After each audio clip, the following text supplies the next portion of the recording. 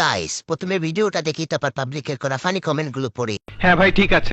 এত পরিমাণে বৃষ্টি যে কোনো অ্যাক্টিভিটিস করতে পারতেছি না। তাই লেখাটা ওটাও ভালো করে দেখা যাচ্ছে না বৃষ্টিতে।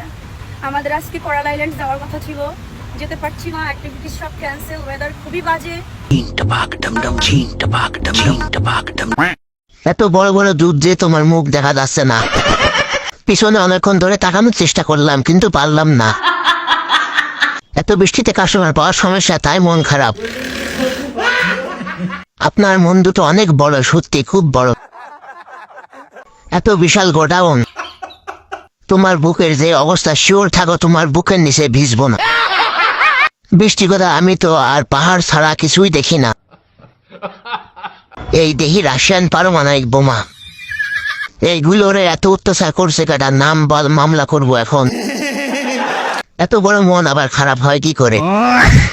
লেখা দেখা যাবে কিভাবে যদি সামনে এত বড় পাহাড় থাকে?